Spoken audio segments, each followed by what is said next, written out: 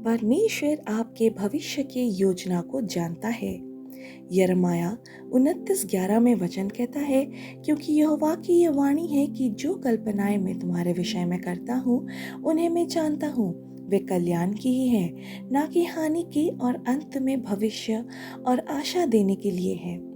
प्यारे भाइयों और बहनों, क्या आपने कभी सोचा है मेरे भविष्य का क्या होगा? बहुत से लोग इसी चिंता से जीते हैं। पढ़ाई के बाद नौकरी मिलेगी या नहीं? शादी कैसे होगी? बीमारी से ठीक हो पाऊंगा क्या नहीं? मेरा परिवार सुरक्षित रहेगा या नहीं? भविष्य हमारे हाथ में नहीं है, इसलिए हम अक्सर डरते हैं। लेकिन आज प्रभु का वचन हमें याद दिलाता है, हमारा भविष्य परमेश्वर के हाथ में है। इस वचन को अक्सर हम पढ़ते हैं और इसका संदर्भ बहुत गहरा है। इस्राएल के लोग उस समय बाबुल के देश में कैद में थे। वे हारे हुए, टूटे हुए और निराश थे। इन्हें लगता था कि सब खत्म हो गया। इसी समय परमेश्वर ने नबी यिर्मयाह के द्वारा कहा, मैं तुम्हारे विषय जो योजनाएं करता हूँ वे हानि की नहीं, कल्याण की है। जब लोग हार मान लेते हैं, परमेश्वर तब भी एक उज्जवल भविष्य दिखा रहा होता है। परमेश्वर की योजना और हमारी सोच सीमित होती है। हम सिर्फ आज या कल देख सकते हैं, पर परमेश्वर शुरुआत से अंत तक सब देख सकता है। यशायाह 55:8-9 में वचन कहता है, क्योंकि मेरे विचार तुम्हारे विचार नहीं और ना तुम्हारे मार्ग मेरे मार्ग हैं। इसका मतलब है कि जब हम समझ नहीं पाते कि जीवन में क्या हो रहा है, तब भी परमेश्वर की योजना सही दिशा में चल रही होती है। यूसुफ का जीवन, अपनों ने ही उसे गुलामी में भेज दिया, गलत आरोप में जेल में डाल दिया गया।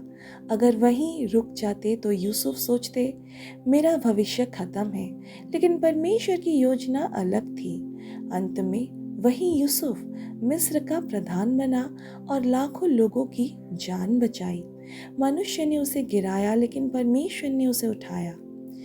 एक अनाथ लड़की एस्तर की जीवन पर परमेश्वर ने उसे रानी बनाया और पूरी जाति को बचाया। परमेश्वर की योजना हमेशा हमारी स्थिति से बड़ी होती है। हमारे जीवन में भी बहुत बार हमें लगता है कुछ नहीं हो रहा, सब रुक गया है, लेकिन सच ये है कि परमेश्वर पर्दे के पीछे काम कर रहा होता है। आप आज जो आंसू बहा रहे हैं, वो कल आपकी गवाही बनेंगे। आज जो बंद दरवाजे हैं, कल वहीं परमेश्वर खोल देगा। आज जो कठिनाई है, वहीं आपको और मजबूत बनाएंगी।